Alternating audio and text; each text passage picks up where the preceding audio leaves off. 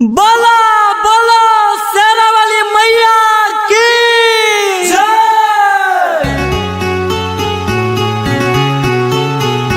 Mix by Shiv Shakti studio Deoghar.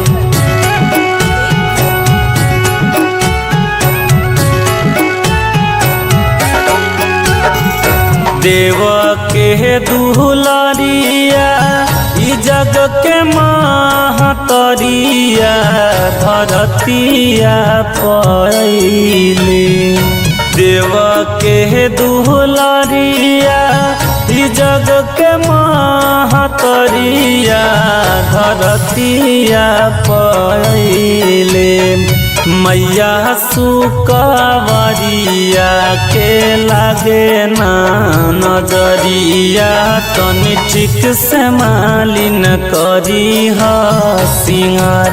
आहे मैया सुकवरिया के लागे ना नजरिया तनी ठीक से मालिन करी ह सिंगार।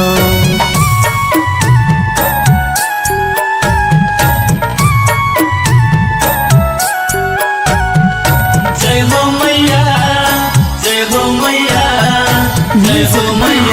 तेरी जय हो मैया।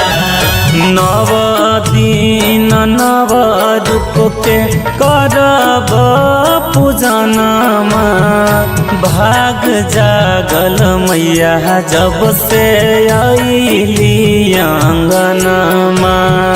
जय जय जय जय देवी नव दिन नव रूप के करब पूजनमा भाग जागल मैया जब से अइली आंगनमा।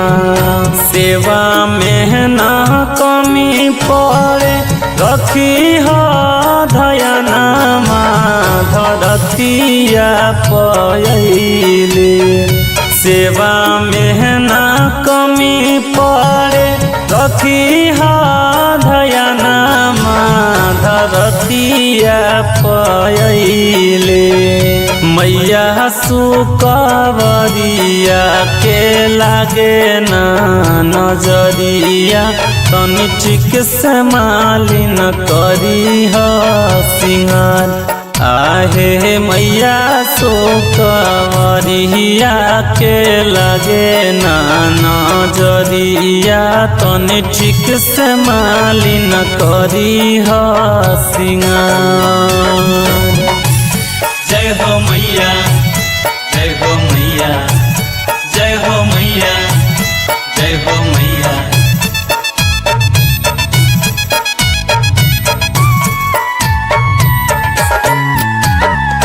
ममता लुटावे खातिर बेटा घर अइली।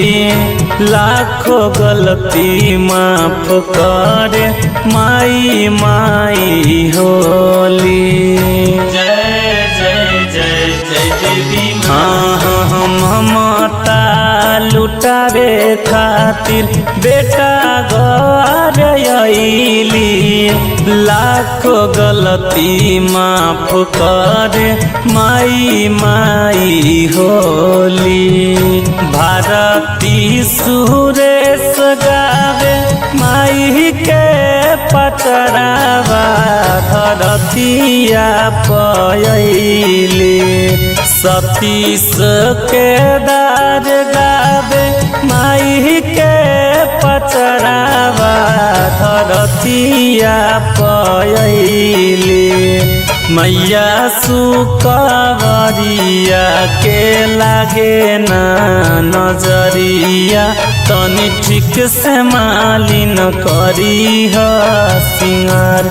आहे मैया सुकवरिया के लागे ना नजरिया तनी ठीक से मालिन करी ह सिंगार।